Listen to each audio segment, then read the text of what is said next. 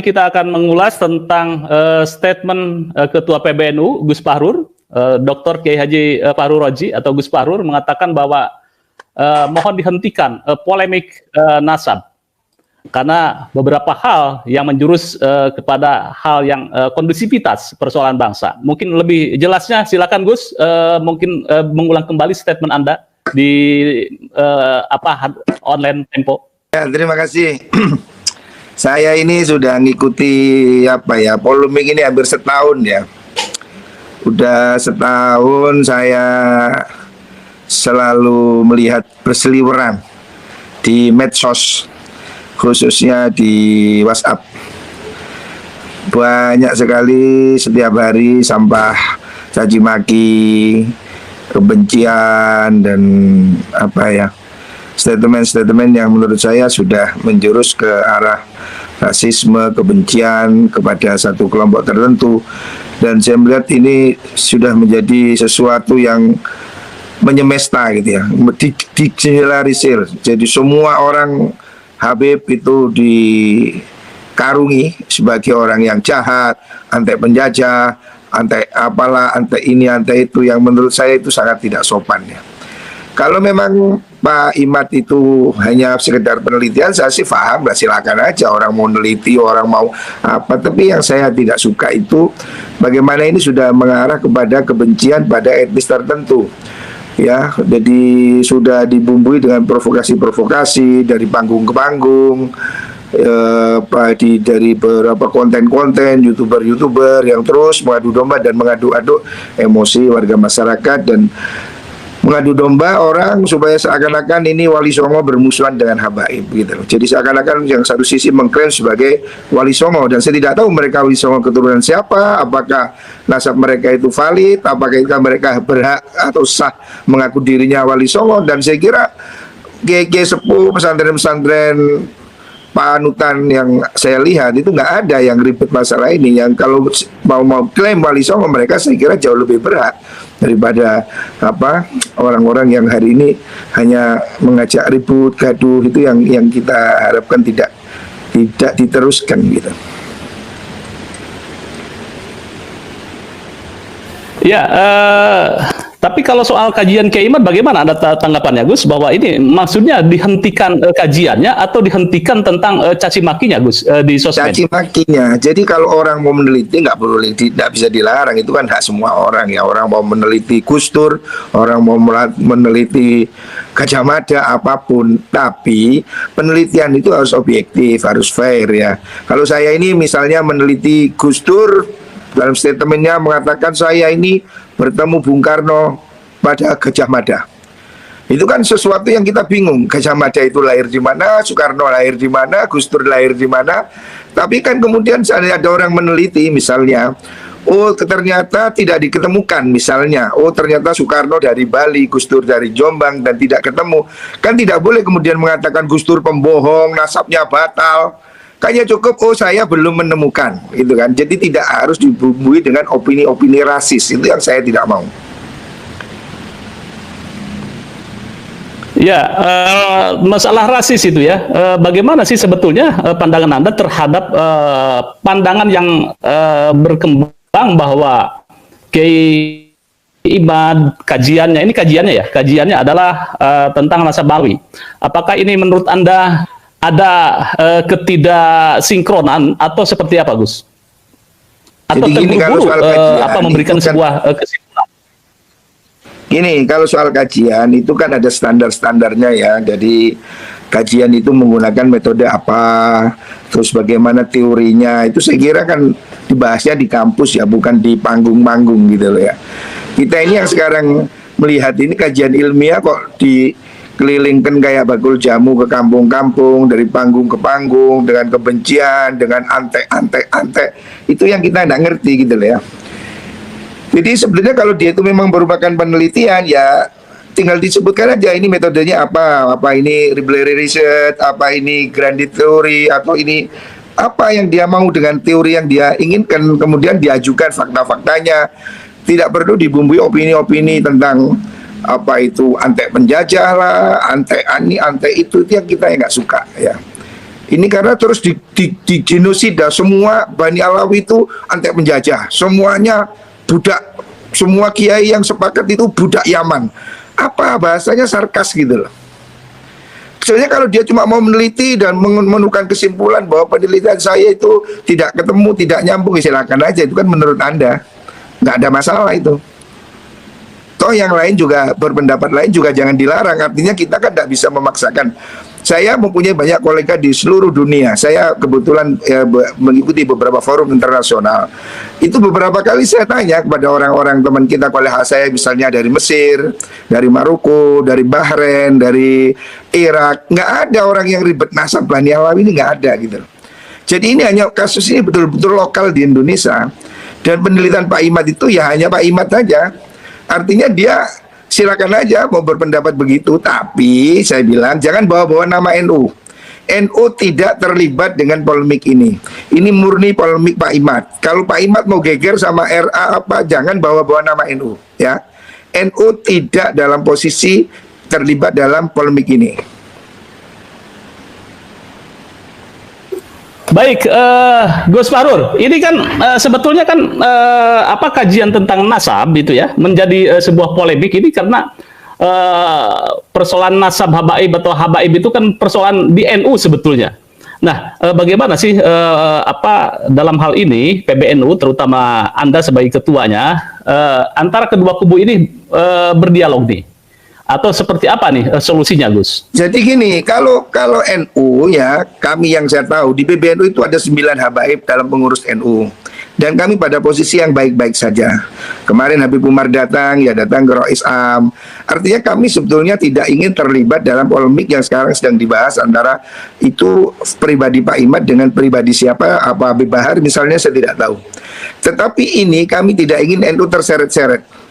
Bahwa Pak Imad tidak berhak dirinya mewakili atau mengatasnamakan NU. Karena PBNU tidak dalam posisi ikut dalam konflik itu. Itu yang ingin saya katakan. Jangan bawa-bawa nama NU untuk berkonflik. Ya, kalau Anda mau meneliti silakan, penelitian itu Saudara Imaduddin. Dan itu juga termasuk yang saya kritik. Kenapa dia pakai situsnya RMI Banten, NU Banten. Itu juga tidak perlu. Ya, itu sudah saya katakan. Saya ketua PBNU bidang keagamaan yang membawai 6 lembaga, salah satunya RMI. Saya sudah menegur ketua RMI pusat agar jangan pakai situs RMI untuk berpolemik. Silakan Saudara Imad mau berpolemik dengan pesantrennya, dengan grupnya, apanya, webnya, tapi jangan bawa-bawa NU ke ranah konflik ya. Saya tidak mau NU ini dibawa-bawa ke konflik yang tidak produktif. Ya, Gus, kan sebetulnya ini masalah kajian yang yang mencerdaskan itu ya, tentang kajian sebuah kitab itu kan ya. Ini bagaimana nih? Kan positifnya kan mengkaji turos-turos dan lain sebagainya itu, Gus. Ya, kajian itu boleh Pak, tapi yang tidak boleh itu kan dijual-jual di kampung-kampung, kemudian dibumbui dengan berbagai macam bahasa-bahasa yang sangat-sangat tidak pantas ya. Kemudian menggeneralisir semua orang menjadi jelek itu loh. Saya melihat banyak sebetulnya habaib yang jadi jenderal, jadi polisi, jadi tentara, jadi pengusaha yang bekerja baik-baik. Tapi kan yang dikesankan itu yang dawir, yang merkosa, itu kan sudah nggak benar gitu loh, nggak ada kaitannya dengan nasab gitu loh. Memalsu makam, emang siapa pas semua Habib? Tunjuk aja siapa yang malsu, ya itu urus. Siapa yang merkosa, itu tangkap. Jangan kemudian semua Habib itu seakan-akan semua Habib itu pemerkosa, semuanya pemalsu makam, semuanya anti penjajah. Ini apa? Mereka itu warga negara Indonesia. Mereka sudah jadi WNI, sudah hidup bersama kita. Kata-kata pribumi, non pribumi itu adalah kata pemecah belah. Ya, dulu orang etnis Cina itu sudah tidak boleh disebut non-pri. Hari ini kenapa kita mau ngomong Habib sebagai imigran Yaman, budak Yaman? Apa-apaan itu? Bahasa apa itu? Ya, saya pikir netizen pada Suara TV juga sepakat bahwa tidak boleh berbicara sara, kemudian mendiskreditkan, memecah belah bangsa. Tetapi mungkin kalau mengenai kajian kitab tentang nasab, ini kan masih boleh, Gus ya? Boleh. Masih diakomodir itu ya? Masih diakomodir. Iya, jadi kajian itu diuji di kampus, diuji di forum ilmu ya, dengan adab. Silahkan ya. Dan ujung-ujungnya ya harus objektif. Oke, ini ketemu, ini tidak ketemu. Nggak usah ditambahi dengan ante ini, ante itu. Apa-apaan, itu kan sudah tidak objektif. Kalau soal nasab Syabdul Qadir pun juga dipermasalahkan. Dulu sebelum orang mempermasalahkan Bani Alawi, nasab Syekh Abdul Qadir itu sudah dipermasalahkan. Tapi kan nggak ada geger Syekh Abdul Qadir. Ya sudah, yang setuju ya setuju, yang nggak setuju ya nggak setuju. Selesai, sebetulnya sederhana. Anda tidak percaya nasab Bani Alawi, ya sudah, nggak masalah. Saya juga nggak maksa. Itu juga bukan rukun Islam. Tapi yang saya lihat eksesnya apa? Pak Imad ini pidatonya di mana-mana itu haram cium Habib, haram apa-apaan itu. Gitu loh. Itu yang sudah bukan ilmiah. Kalau cuma dia ilmiah itu ditulis, diajukan buktinya, oh itu tidak ada masalah. Tidak ada masalah. Yang kita tidak setuju itu ketika ini jadikan alat propaganda untuk membenci kelompok tertentu. Coba Anda lihat, ada jujur sama saya satu grup. Lihat gimana orang di grup itu. Semua Bani Alawi itu sudah menjadi sasaran genosida opini. Saya bilang ini sudah genosida. Semuanya itu antek penjajah, antek apa, antek ini. Aduh, saya melihat ini sudah. Bayangkan orang-orang yang sudah berjasa, orang-orang yang sudah mati, masih dimaki-maki semua. Padahal kita ini kalau mau jujur, apa sih amal kita ini, apa sih kehebatan kita ini kok sedemikian gagah berani mencaci maki orang. Itu yang saya nggak mau. Kan saya katakan, Imam Ghazali itu mengatakan kalau Anda tidak pernah mencaci setan, kurang jahat gimana setan? Atau Fir'aun, sang pembunuh. Anda seumur hidup tidak pernah mencaci Fir'aun, Tuhan tidak akan bertanya. Tidak ada perintah mencaci setan, tidak ada perintah mencaci Fir'aun. Anda tidak berdosa kalau Anda tidak mencaci maki Fir'aun. Tapi kalau Anda mencaci orang yang mungkin dia benar di depan Allah, Anda akan menghadapi pengadilannya. Maka saya ingin mengatakan, hentikan caci makinya. Kalau Anda itu di bahasan ilmiah, silakan ajukan argumentasinya dan tidak perlu dibuat alat propaganda. Ya, silakan Anda tunjukkan bukunya, Anda tunjuk kitabnya. Oh, itu tidak ada masalah. Saya tidak menolak orang berpikir, itu hak semua orang. Anda kalau cuma mau berpikir bahwa penelitian saya adalah begini, Gus Dur bukan cucunya Gajah Mada, Gus Dur bukan cucunya Joko Tingkir, saya nggak marah, nggak ada masalah. Tapi kalau Anda bilang Gus Dur pembohong, itu soal lain, ya. Itu aja. Oke, baik Gus. Pandangan dari tubuh NU sendiri, di warga NU kan Habib adalah juriyah Nabi itu. Dari PBNU sendiri memandang Habib itu seperti apa ini Gus? Ya, kita meyakini bahwa Habib itu memang bernasab bersambung pada Rasulullah, dan itu ketum sudah memberikan statement terbuka. Dan dulu Gus Dur juga sudah, hari ini sudah pernah terjadi pada zaman dahulu, dan Gus Dur juga sudah pernah memberikan statement terbuka. Hari ini Ketua Umum PBNU sudah mengatakan, nggak usah nanya dalil, nggak usah nanya kitab, itu kan bahasa yang sudah ngepok gitu kan. Jadi kalau kita percaya, nggak ada masalah gitu loh. Makanya kalau Pak Imad tidak percaya, silahkan, tapi jangan mengatasnamakan NU. Ya, itu pendapat Saudara Imaduddin, silahkan, dia boleh, ya, dia boleh berpendapat, tapi dia tidak boleh membawa institusi NU untuk berkelahi. Ya, satu lagi bahwa ada statement Anda bahwa nasab Habaib itu sudah terkonfirmasi atau sudah masyhur atau surah istifadah. Ini maksudnya bagaimana ini Gus? Jadi gini Pak, nasab ini tidak datang tiba-tiba hari ini, seperti yang hari ini ada orang ngaku keturunan Wali Songo melalui jalur Musa Al-Kadhimi 12 abad saya tidak pernah mendengar, hari ini ada yang baru ngaku. Ini baru aneh. Kita sejak dulu keluarga saya punya silsilah ke Sunan Giri, itu melalui Azmat Khan Ba'alawi, itu kami terima turun-temurun. Hari ini ada orang baru ngaku Wali Songo keturunan Musa Al-Kadhimi, Al-Bukhari, Al-Musawi, itu aneh. Karena apa? Kami belum pernah dengar sebelumnya.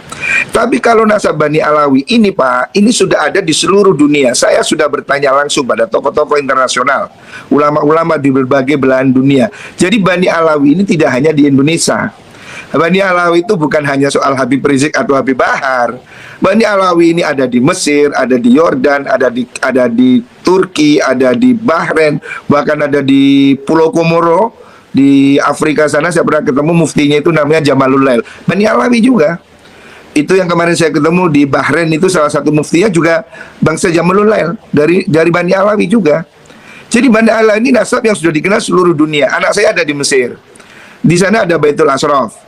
Dicek di Mesir, ya sudah mereka mengakui Bani Alawi ini gitu loh Pak. Jadi bukan ngarang, jadi tidak harus kitab sezaman. Itu kan teorinya Pak Imad. Saya ini cucu Sunan Giri. Dari siapa? Dari ayah saya, kakek saya. Kami punya catatan. Anda percaya boleh, Anda tidak percaya boleh. Tidak semua ada di kitab gitu loh. Karena tidak ada kitab sensus penduduk internasional.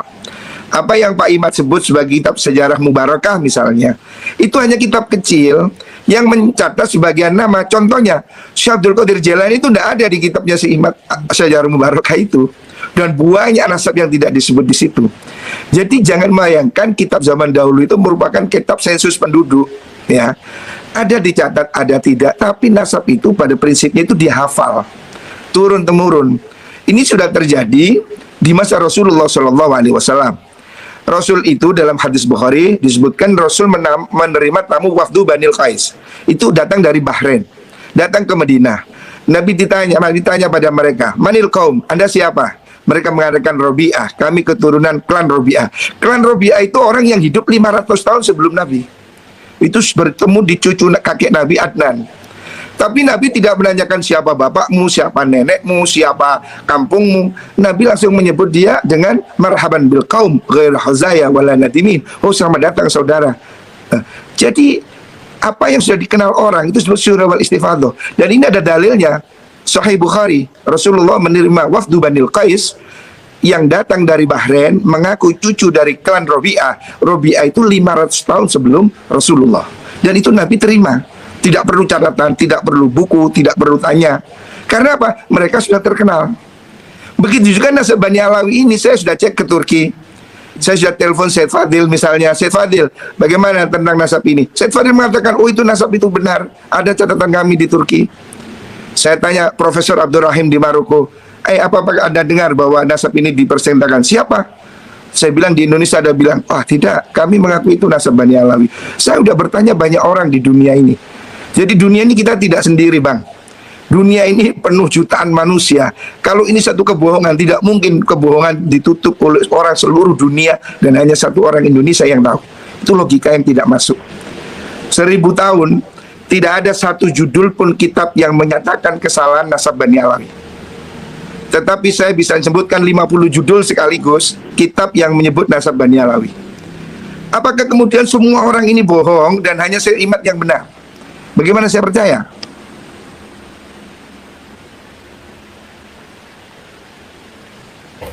Ini menarik ini Gus ya. Ya. Baik Gus. Jadi sebetulnya yang Anda persoalkan di dalam rilis itu tidak menolak kajian Kiai Imad, tetapi ekses ekses sarannya. Betul, begitu ya. Dan itu saya lihat di beberapa potongan video Pak Imad sendiri yang melakukan itu. Mulai hari ini haram cium tangan Habib. Saya lihat potongan videonya itu. Ini apa-apaan? Karya ilmiah itu Anda tulis, Anda ujikan ke kampus, Anda panggil profesor ahli sejarah, Anda panggil itu simbol sejarah internasional. Bukan di kampung-kampung orang yang tidak berpikir itu. Pengajian-pengajian itu Pak Imad pidato kemana-mana. Wah, saya tidak bisa ngomong seperti apa itu. Karya ilmiah itu tidak dibawa ke kampung-kampung begitu. Dibawa ke kampus, diujikan ke forum. Nasab ini bukan hanya di Indonesia, Pak. Ada nakobah. Di Saudi ada nakobah, di Irak ada nakobah, di Mesir ada nakobah. Ada pencatat nasab. Dan ini ada di hampir semua negara Timur Tengah. Ayo kita undang mereka untuk menguji temuan dia itu benar apa enggak. Bukan dengan orang kampung-kampung yang nggak ngerti apa-apa itu. Gitu Pak ya. Oke, ini menarik ini Gus. Jadi mungkin PBNU ini menarik menginisiasi bagaimana pertemuan antara Kiai Imad kemudian dengan nakobah-nakobah internasional itu kan ya, digelar oleh PBNU. Ini menarik. Kira-kira kapan ini? Oh tidak, PBNU sudah saya katakan PBNU tidak akan terlibat ini karena kami di pihak yang membenarkan. Kalau Pak Imad itu mau membuktikan bahwa tesis dia itu benar, saya katakan, maka dia harus mengujikan pada ahli. Paham? Dia bisa mengundang para pakar-pakar nasab internasional. Misalnya, Pak Imad itu berpedoman pada kitab Syajaratul Mubarakah. Oke, Syajaratul Mubarakah itu kan ditahqiq oleh orang Iran. Orang Iran itu datangkan karena dia mengakui nasab Bani Alawi, gitu loh. Jangan cuma diambil kitabnya, tapi pentahqiqnya Anda buang. Itu kan paradoks. Satu sisi saya lihat mengambil satu kitab Al-Ifadhah misalnya, tapi dia tidak baca semua. Dia pilih apa yang sesuai dengan pendapat dia, itu loh. Ini yang menurut saya tidak fair. Kalau NU, jangan diajak berkelahi soal nasab. Karena kami tidak pada posisi seperti dia. Bahwa NU tidak mewakilkan pendapat ini pada Bapak Imad. Itu adalah murni pendapat dia, bukan pendapat PBNU. Tadi sebelum saya masuk itu saya mendengar bahwa Pak Imad ini jangan sampai membawa-bawa NU ya, karena tidak atas nama NU. Ya, saya kira itu betul sekali. Saya tidak berbicara bahwa saya mewakili NU, seperti juga Pak Fahrur juga malam ini saya yakin tidak resmi mewakili NU kan. Karena NU itu sebuah organisasi yang ada peraturan perkumpulan yang diatur di dalam peraturan perkumpulan nomor 10, nomor 20, peraturan rapat dan sebagainya. Jadi kalau sebuah pendapat mewakili PBNU itu harus ada forumnya. Satu, forum muktamar atau forum Munas Alim Ulama atau forum Bahsul Masail yang ditandatangani oleh Surya. Itu baru sudah resmi menjadi sebuah keputusan Nahdlatul Ulama secara organisasi. Seperti tesis saya yang membatalkan nasab Ba'alawi itu tidaklah mewakili PBNU, sama juga narasi yang menyatakan bahwa Ba'alawi itu adalah sahih, itu tidak pernah ada dalam forum muktamar. Sejak 1926 sampai muktamar terakhir di Lampung, tidak ada satupun keputusan muktamar NU, keputusan Munas Alim Ulama NU dari 1926 sampai kemarin di Lampung yang menyatakan bahwa nasab dari Bani Alawi ini sahih. Tidak ada. Kalaupun misalnya ada narasi-narasi bahwa NU tidak pernah membatalkan, ya karena memang NU juga tidak pernah mensahihkan. Adapun kalau ulama-ulama, kenapa ulama tidak membatalkan? Karena memang ulama-ulama juga dari dulu tidak pernah kita dengar ada yang mensahihkan. Mensahihkan, misalnya Syekh Hasyim Asy'ari dikatakan mensahihkan, ya tidak ada. Kita lihat dalam kitab-kitabnya Syekh Hasyim Asy'ari, ya tidak ada yang mensahihkan bahwa nasab Bani Alawi ini juga sahih, tidak ada. Kemudian kalau masalah ulama-ulama di luar negeri, saya kira itu bisa diverifikasi. Apa betul ulama-ulama di luar negeri itu mensahihkan Ba'alawi? Sementara dari mulai abad ke-5, ke-6, ke-7, ke-8, ke-9 tidak ada ulama yang menyatakan, ulama nasab yang menyatakan bahwa Ba'alawi ini merupakan keturunan dari baginda Nabi besar Muhammad SAW. Itu tidak ada sama sekali. Pak Fahrur bisa cek itu di kitab-kitab nasab dari mulai abad ke-5 sampai abad ke-9. Disitulah titik kritis sebuah nasab itu sahih atau tidak di dalam rentang abad ke-5 sampai abad ke-9. Sementara pengakuan bahwa Ba'alawi ini merupakan keturunan dari baginda Nabi besar Muhammad SAW itu mulai ada sejak abad ke-9, yaitu dimulai dari Abu Bakar As-Sakran, Ali bin Abu Bakar As-Sakran.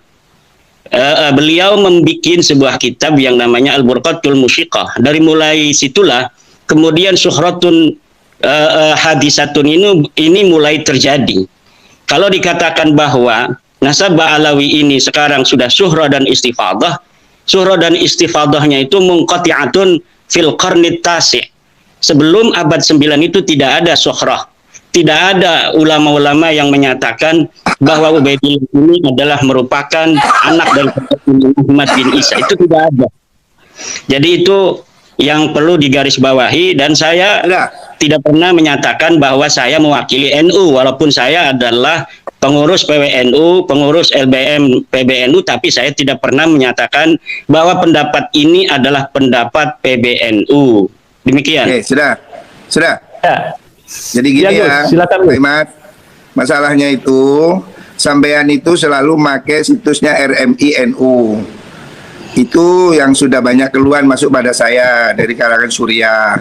Dan asal Anda tahu ya Pak, masalah ini sampai dibahas di rapat gabungan PBNU. Tapi saya tidak perlu bocorkan di sini ya, supaya Anda tahu bahwasanya ini sudah sampai dibahas dalam tingkat rangkat gabungan. Bahwa Anda betul-betul tidak disetujui mengadakan hal yang seperti ini. Dan ini saya kira tidak untuk konsumsi publik ya, karena suratnya belum dikeluarkan. Tapi saya ingin katakan bahwa di kalangan PBNU rapat harian sudah ada rapat gabungan dan sudah dibahas masalah ini. Tidak ada yang menyetujui pemikiran Anda. Ya, kalau itu sudah ada rapat, kan rapat itu ada risalah rapat, ya itu nanti kita bisa lihat dalam risalah rapat. Anda bisa cek ini, ada yang ikut rapat. Kemudian, tapi ini belum waktunya saya keluarkan karena ini masih ada beberapa pertimbangan ya. Tapi yang jelas Anda jangan gunakan situs RMI untuk berpolemik. Kenapa Anda dikatakan menggunakan nama NU? Karena Anda selalu menguploadnya itu di RMI PBNU. Jangan membawa NU ke konflik ini ya. Bahwa Anda harus cukup pede dengan pesantren Anda. Jangan bawa simbol NU.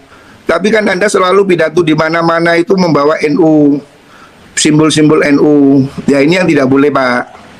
Karena ini memancing keributan. Anda tahu di PBNU itu ada 9 orang pengurus yang habaib. Ya, jadi ini supaya difahami. Kalau soal masalah Anda mengatakan kitab abad sini abad situ itu debatable Pak. Kita bisa berdebat. Dan kira ini terlalu panjang nanti kalau saya berdebat di sini.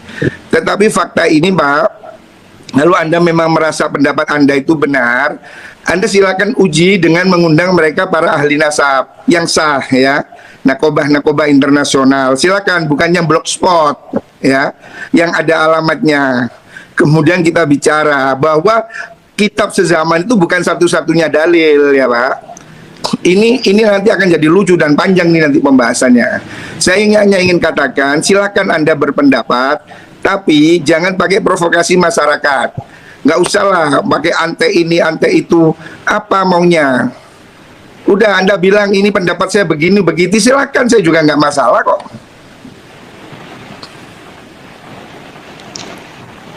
Ya, baik.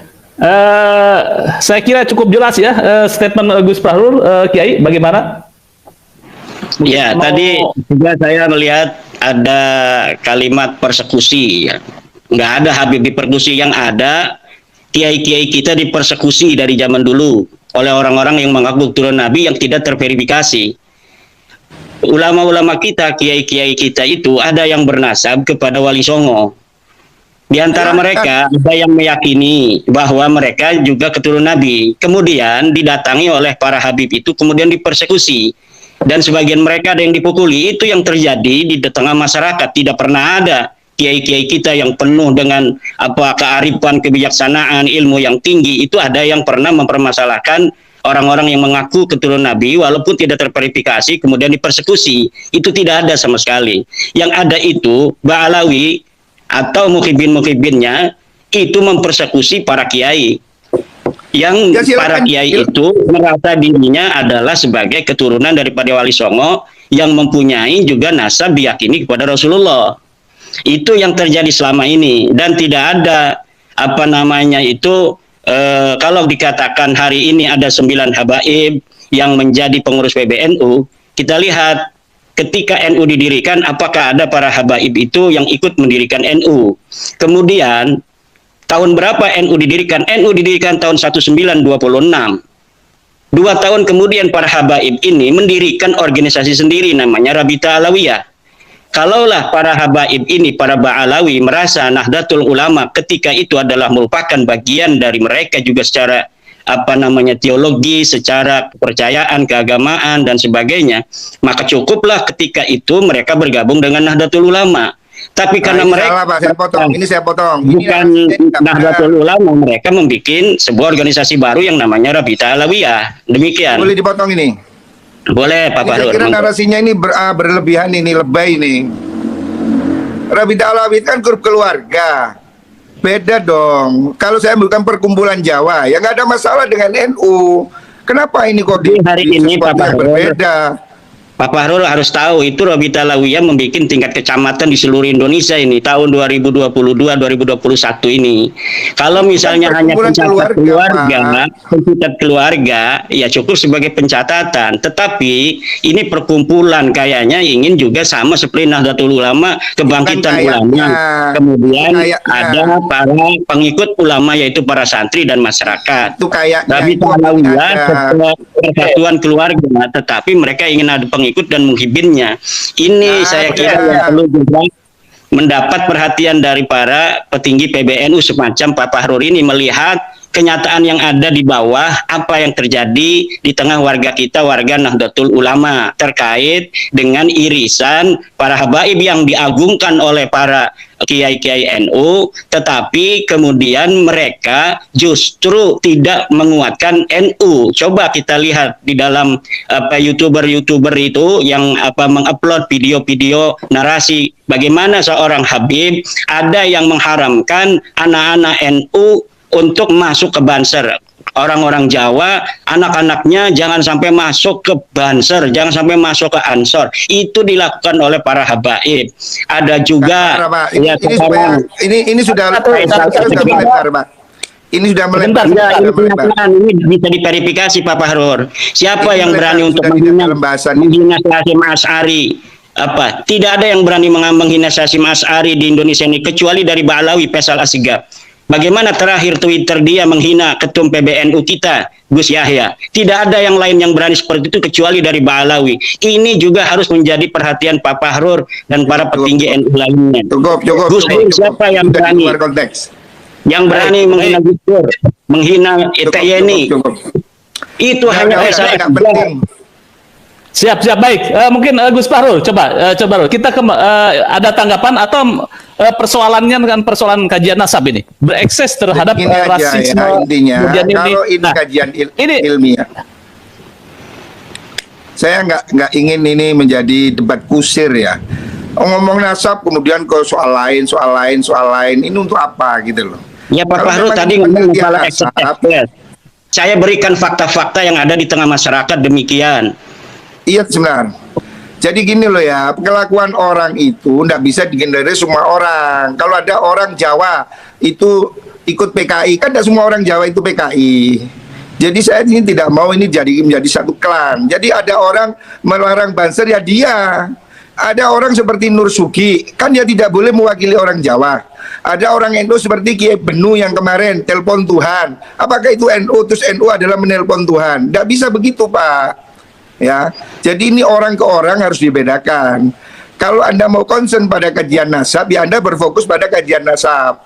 Kalau Anda mau mengatakan ini soal NU, ya orang bicara tentang NU dan Anda sebagai apa? Ini sekarang kita ini kan maunya diadu-adu NU supaya begini, ini sudah begitu. Kalau NU ini merasa ini meresahkan, Ketua Umum PBNU lebih ngerti apa yang harus dilakukan, gitu loh. Nggak harus kita provokasi orang-orang, kayaknya kita harus perang, bikin laskar, apa-apaan ini. Kalau Anda mau ngomong nasab aja, concern di situ, bikin tulisan, bikin kajian yang tepat, landasan teori yang benar, kemudian lakukan studinya dengan triangle data, ada studi lapangannya, ada wawancaranya. Itu Anda benar sebagai peneliti, dan tidak usah melebar kemana-mana. Dan itu sudah saya serahkan, saya kirimkan pertanyaannya kepada Rabi Talawiyah, dan mereka tidak bisa menjawabnya karena memang nasab mereka itu terputus, maudhu'un munqati'un, batilun, tidak bisa dijawab. Dan kalau misalnya ada sebuah narasi dari Pak Fahrur di Tempo tadi saya baca, harus dihentikan ini pembahasan nasab. Yang harus dihentikan adalah pengakuan Ba'alawi sebagai turunan Nabi yang tidak terverifikasi, yang harus dihentikan. Karena secara kajian nasab dia terputus, secara kajian DNA dia bukan bangsa Arab Acan. Dia bukan keturunan Bani Quraisy, dia bukan keturunan Bani Hashim, dia bukan keturunan Ba'alawi, dia bukan keturunan Nabi Muhammad. Ini yang harus dihentikan, pengakuan sepihak sebagai keturunan daripada Nabi besar Muhammad SAW. Allahumma sholli alaihi. Jadi itu pendapat Anda, saudara. Bukan pendapat saya, ini pendapat pakar DNA. Ini pendapat pakar DNA. Semua begitu, saudara. Ini bisa untuk diuji siapa yang berani untuk berdiskusi, berdialog, seorang pakar DNA dari Ba'alawi untuk mematahkan narasi dan kesimpulan Pak Dr. Sugeng. Tidak ada. Karena kesimpulan semacam itu kesimpulan yang sangat presisi, dan itu pun tidak satu-satunya dari Indonesia yang berpendapat. Dr. As-Su'aibi itu berpendapat yang sama seperti Dr. Sugeng. Umar Az-Zaid juga berpendapat yang sama tentang tes DNA. Dan ini saya kira sudah waktunya PBNU atau MUI untuk mengeluarkan sebuah maklumat bahwa memang Ba'alawi ini bukanlah keturunan baginda Nabi besar Muhammad sallallahu alaihi wasallam. Karena apa? Aksesnya ini hanya ke warga NU.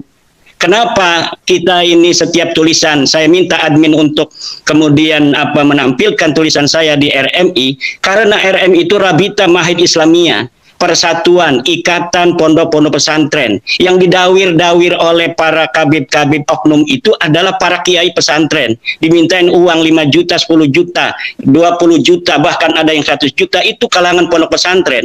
Jadi ada kaitan. Kenapa tulisan-tulisan saya tentang bahwa nasab Ba'alawi ini batal itu ditaruh di Rabita Mahid Islamiyah? Mereka para kiai-kiai berterima kasih. Semenjak isu nasab ini batalnya mereka itu diketahui publik, mereka tidak lagi datang para kiai untuk minta-minta uang. Itu diantaranya Pak Fahrur yang harus diketahui. Baik. Langsung Pak Fahrur bisa menanggapi bahwa tadi kan persoalan nasab itu terputus. Silakan Agus. Ya, jadi gini, nasab terputus itu menurut Pak Imad. Kan sudah saya katakan bahwa Anda harus menyediakan ruang untuk berbeda pendapat, ya. Anda boleh mengatakan begitu, saya juga nggak ngelarang. Tapi faktanya di dunia ini hanya Anda. Saya ini Pak sudah ikut beberapa forum internasional, saya sudah ketemu mereka. Dan mereka semua mengakui nasab itu. Orang yang saya temui apakah mereka punya otoritas di dalam masalah nasab? Ini yang harus kita jangan terlalu merasa rendah diri di hadapan bangsa-bangsa luar. Kalaulah harus seorang putra Indonesia yang menemukan batalnya nasab Ba'alawi, kenapa kita harus merasa rendah diri sebagai bangsa Indonesia yang besar? Kenapa harus orang Arab saja yang mengetahui sesuatu tentang hukum-hukum agama? Yang jelas itu dalilnya yang perlu diuji. Saya sudah kirim surat pada Syekh Mahdi Rajai dari Iran. Katanya dia pakar nasab. Katanya dia memberikan surat pengesahan pada Ba'alawi. Saya tantang Mahdi Rajai atau siapapun yang berpendapat yang sama dengan Mahdi Rajai bahwa nasab Ba'alawi ini sahih. Saya tantang untuk berdiskusi dan membawa dalil-dalil kesahihan itu. Saya yakin mereka tidak akan bisa untuk membawakannya. Iya, cukup. Itu kan menurut Anda. Kasih kesempatan Gus Fahrur mungkin secara gamblang. Jadi gini loh Pak, kita ini bukan satu-satunya orang yang paling hebat di dunia Pak. Mohon maaf, orang itu berilmu itu juga ada sanadnya, ada gurunya, ya. Saya itu nggak tahu Pak Imad itu belajar nasab di mana, kok tiba-tiba merasa dirinya ahli nasab. Jadi saya juga nggak paham. Kalau Pak Kures itu ahli tafsir karena dia memang doktor tafsir. Gus Baha itu ahli fikih karena dia alumni sarang yang memang spesialis fikih. Jadi kita ini mesti tahu diri lah Pak. Jangan kemudian seakan orang sak dunia bodoh, saya pintar sendiri. Ini yang harus dijauhi ya. Bahwa Anda berpendapat begitu saya tidak menafikan Pak. Tapi saya ingin katakan pada Anda bahwa Anda tidak sendirian di dunia ini. Bahwa ilmu nasab ini bukan Anda sendiri yang menguasai ya. Dan ini kemudian tidak hanya di Indonesia. Kan lucu kalau Anda batalkan hanya di Indonesia, yang di Mesir, yang di Kuwait, yang di Bahrain, yang di seluruh dunia. Apakah kemudian Anda bilang batal hanya Indonesia? Kan nanti jadi lucu Pak. Dan Anda itu bukan hakim yang bisa batal-batalin orang. Dan nasab itu bukan wudhu yang bisa batal ambil lagi gitu loh. Jadi lucu ini nanti. Intinya gini aja loh Pak. Anda boleh berpendapat, silakan. Oke, menurut saya begini. Tapi kemudian Anda tidak berhak untuk menjadi hakim kebenaran. Semua orang salah, saya sendiri benar, orang sak dunia salah. Ini terlalu besar Pak menurut saya ya. Jadi kita tinggal lihat masyarakat aja Pak Fahrur. Nanti masyarakat apakah akan melihat dalil-dalil dari keterputusan itu yang kuat, apakah akan melihat atau mengikuti Pak Fahrur dengan tanpa dalil bahwa nasab Ba'alawi itu sahih.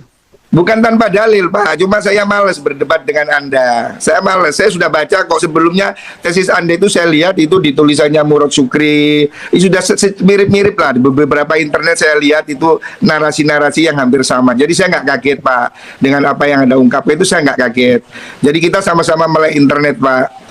Jadi saya kalau begitu tinggal dipatahkan saja, dipatahkan. Memang Pak Fahrur punya dalil, silakan. Mana dalilnya yang menyatakan bahwa Ubaidillah sebagai anak Ahmad? Mana dalilnya bahwa Ahmad bin Isa itu dia pindah ke hijrah ke Yaman? Mana dalilnya bahwa Ahmad bin Isa pernah ada di Basrah? Mana dalilnya bahwa Ahmad bin Isa punya anak namanya Ubaid, kemudian Ubaid punya anak namanya Alwi, Alwi punya saudara namanya Jadid? Tidak ada Pak Fahrur. Itu menurut Anda Pak. Sekali lagi ingin saya kalau misalnya Pak Fahrur ada, silakan. Saat ini dan pendapat itu. Jangan khawatir, banyak sekali Pak. Itu remeh bagi saya Pak. Tapi saya nggak ingin forum ini kemudian kita jadi debat kusir. Itu nanti kita ada satu forum sendiri. Oke, silakan. Saya tantang Pak Fahrur untuk menyiapkan forum dengan saya. Saya tantang Pak Fahrur untuk menyiapkan forum debat ilmiah tentang nasabah alawi yang putus ini. Cari dalilnya, kalau punya dalil. Dengan senang hati. Dengan senang hati. Al-Ro'si wal Ain. Al-Ro'si wal Ain. Nah, ya. anta dihukum. Al-Ro'si wal Ain. Anta dihukum. Al-Ro'si wal Ain. Jadi saya katakan Pak, Anda ini nggak usah terlalu menggebu-gebu seperti ini ya, sebagai orang sama-sama santri. Saya ini lama Pak Mondok Pak, ngerti lah Pak, orang bisa baca kitab saya tahu ya, jadi nggak usah terlalu petetek kayak orang sedunia kalah semua beginilah. Bukan jadi masalah demikian, karena apa, narasi-narasi ini yang Anda kemukakan malam hari ini itu bukan satu-satunya alasan saya untuk kiang-kiangan kepada Bapak Fahrur. Banyak narasi-narasi yang telah Bapak Fahrur kembangkan di luar ketika saya tidak ada, yang kemudian membuat saya ingin sekali untuk berdebat dengan Pak Fahrur. Oh boleh, boleh. Enteng aja, saya nggak takut sama sekali kok. Ini soal gampang lah, nggak usah sepan tengah. Apa sih ini juga bukan soal tanya kuburan kok. Nggak usah ribet lah. Saya ingin katakan, Anda boleh berpendapat, tapi Anda jangan menjadi pemilik kebenaran tunggal. Orang yang merasa yang lain salah, saya sendiri benar, itu hanya Wahabi Pak.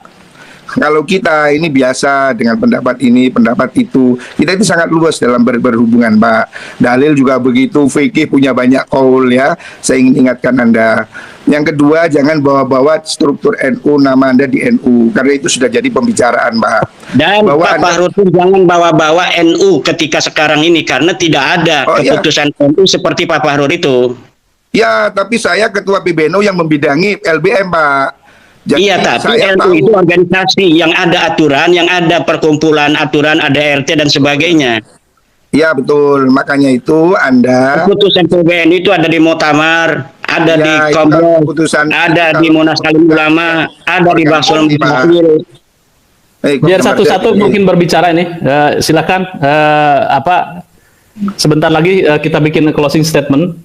Gus Fahrur masih bisa tersambung? Ya, silakan Gus Fahrur. Hilang lagi saya ketemu. Ya, jadi begini Pak, closing statement saya bahwasanya kalau Pak Imad itu hanya berhenti pada pemikiran bahwa dia menunjukkan suatu penelitian, itu tidak ada masalah ya. Bahwasanya banyak sekali habaib yang saya kenal itu bukan yang dawir. Orang itu tergantung dengan apa yang dia pikir Pak. Kalau orang itu baik, ya ketemu dengan yang baik. Saya ini ketemu dengan habaib yang jenderal, yang polisi, yang tentara, yang dokter, yang konglomerat. Pak Imad ketemu dengan yang dawir, ya saya nggak tahu ini kenapa sama-sama Habib saya kenal yang jenderal, Anda kenal yang dawir ya. Makanya sekali-kali turun ke bawah supaya tahu, tanya itu sama ketua ranting NU, PAR, tanya kepada MWC apa yang terjadi, kenapa Wonogiri sampai tidak mau acara NU diisi oleh para habaib. Harus ditanya, kenapa Boyolali, kenapa Garut, kenapa itu di Seragen tidak mau ada habaib. Ini yang harus ditanya oleh Pak Fahrur. Iya. Jangan kita berdiri di Menara Gading. Iya, tahu. Saya ini Pak, mulai NU ini sebelum Anda jadi pengurus NU, saya sudah pengurus NU Pak. 29 tahun saya jadi pengurus NU Pak, mulai dari bawah. Ya. Jadi jangan ceramai saya tentang NU, sudah cukup. Intinya saya ingin mengatakan bahwa hentikan narasi kebencian di ruang publik. Bahwa penelitian itu dihormati, hak orang untuk menegasi atau mengafirmasi, tetapi tidak boleh dia menebarkan kebencian pada suatu kelompok tertentu ya. Dan jangan bawa NU untuk berkonflik, bahwa NU tidak pada posisi untuk mengikuti apa yang Anda ributkan dalam masalah ini. Mohon maaf Pak ya, mohon maaf sekali lagi terpaksa saya katakan, rekomendasi rapat di PBNU itu ingin Anda diberhentikan. Saya siap. Mohon maaf, ini terpaksa saya ngomong. Makanya saya akan bilang, saya tetap bisa jadi NU walaupun tanpa ada jabatan. Makanya Pak, kita ini ngomong baik-baik lah. Silakan Anda itu berbicara dengan kapasitas Anda, tapi jangan bawa NU ke ruang konflik supaya kita sama-sama nyaman ya. Dan bahwa Anda tidak yakin itu tidak apa-apa Pak. Saya juga tidak ingin mempengaruhi Anda, dan Anda tidak mungkin bisa mempengaruhi saya ya. Itu soal keyakinan masing-masing ya. Tetapi yang ingin saya katakan bahwa publik ini Pak, jangan terus diadu domba dengan narasi-narasi yang membuat orang marah. udahlah Pak, rakyat ini sudah susah cari makan, susah cari kerja, jangan ditambahi dengan ingin bertengkar ya. Ini yang ingin saya katakan ya. Saya menghormati hak Anda untuk berbicara dengan penelitian. Oh, itu tidak ada masalah, kami tidak heran ya. Silahkan. Ya, mungkin closing statement Kiai Imad, silakan Kiai. Ya, terima kasih. Ya, malam ini saya berbahagia bisa langsung untuk bertemu dengan Pak Fahrur. Terima kasih Kang Mas Yusuf. Intinya bahwa kita mengkaji nasabah Alawi bukan karena kebencian, tetapi ingin menasehati dari Balawi oknum-oknumnya yang mencederai kebangsaan.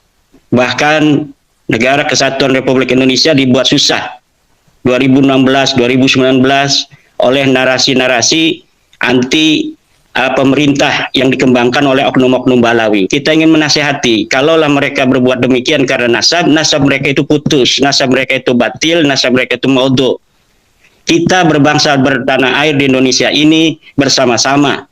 Mari kita bangun Negara Kesatuan Republik Indonesia ini. Tidak boleh ada lagi satu suku lebih merasa lebih tinggi atau lebih mulia dari suku lainnya.